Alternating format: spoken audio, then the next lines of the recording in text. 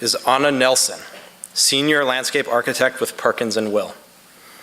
Anna is a first-generation immigrant from Mexico and moved to the United States in 1998.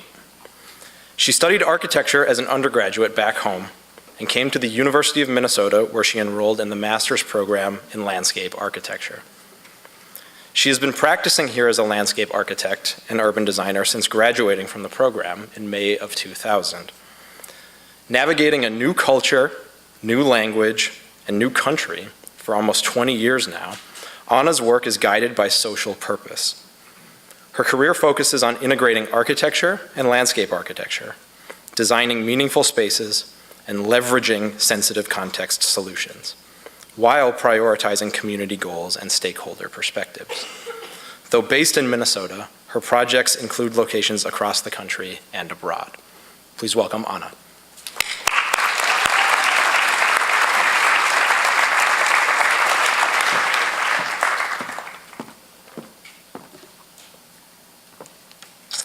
So I was 15 years old when I decided that I wanted to become an architect. I was pretty determined to be one. Then my first year of practice, the work that I was doing didn't feel right, and I realized back then that I needed to make a change. So my story is about how my career path led to a life-changing experience of adaptability and becoming part of a new community. So first, a little bit about myself. I'm from the city of Hermosillo, which is the capital city of the state of Sonora. And as you can imagine, it's a pretty hot and dry place. But it also has a quite diverse ecosystems that come together in a very unique way. And of course, I'm biased, and I feel that it's a beautiful place to live in, lovely people, and just a very close community. So it was 1997, and I was 22 years old and recently graduated from an architectural program. And I was transitioning from my internship into an entry-level position with a local architectural firm, and I had great projects early on that I had the opportunity to work with. But right away, I knew there was something missing in this unfortunate pattern that I'm sure you all heard of, is that as architects, we tend to focus more on the building and facility and less about contextual issues. Back in the 1990s back home, the profession of landscape architecture was almost unknown. And so that meant that as architects and engineers, that would be something for them to take on. And myself as an entry level back then, that meant that it would be up to me to work whatever it was left to do. So I felt there was a great responsibility, and I would question myself, who am I to decide for others?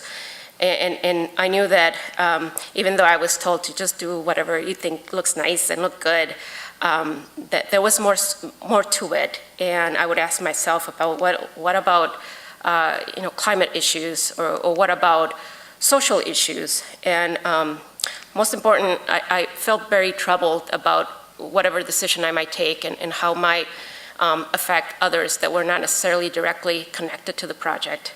So I realized pretty early on that the interaction between people and the environment, how it's really how it creates a sense of place. And I knew back then that I needed to make a change. So I got very interested in landscape architecture, and I learned its bigger purpose, which we know is beyond planting trees and shrubs. And I met with Roger Martin, who was then the director of landscape architecture here at the university. And I remember him look at me funny and say, "Why do you want to come to Minnesota? Why don't you do the program in Arizona?" But I knew if I was going to make a change that I needed to push myself and get out of my comfort zone. So that's when I decided to come here, and what a change that was. So. Obviously, adapting to the climate was very difficult, but I think what it was most challenging for me is adapting this new culture and knowing that I needed to speak a new language. So it just quickly you realize that you do become a different person. Just the way you talk and you express your feelings and everything else around you is just very different. And sometimes you felt incompetent and you just feel dumb. And there were many, many funny memories. I can mention many, but I remember very early on that I had a hard time saying the word sheet, and most often will come out as something else. So that really affected my confidence. I also made the mistake of naming my dog Gringo, which got me in trouble a few times. And I also remember my first job, which I was back at LRB Beckett. I needed to find a print place that it was near to Deja Vu. And the guy told me over the phone and said, well, just find the Deja Vu. So I was on the streets of Minneapolis asking people, mostly guys, how to find Deja Vu. But so I made new friends along the way. But most importantly, I was becoming part of a new community, and I really appreciate the welcoming feeling and how people embrace me.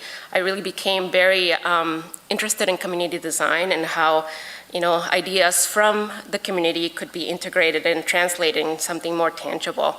And I simply just became a better listener.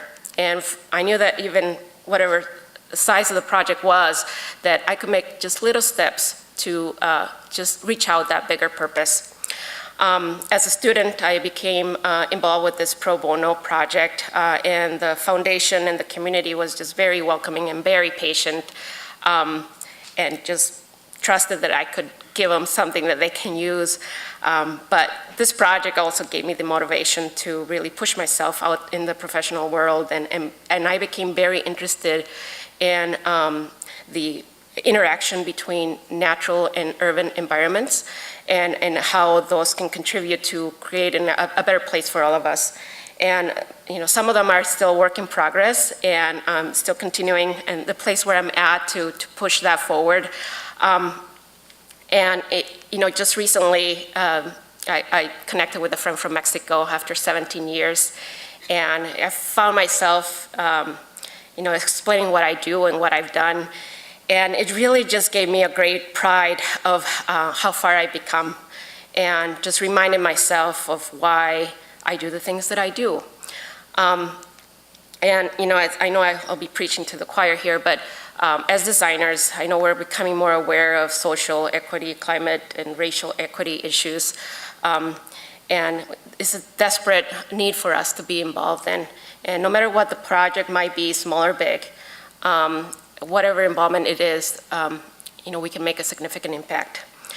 So lastly, I've been asked quite a bit about my thoughts between the current relationship with Mexico and the US. And the truth is that I have more questions than answers. But one thing that I do remember myself quite a bit is how this community was very welcoming to me.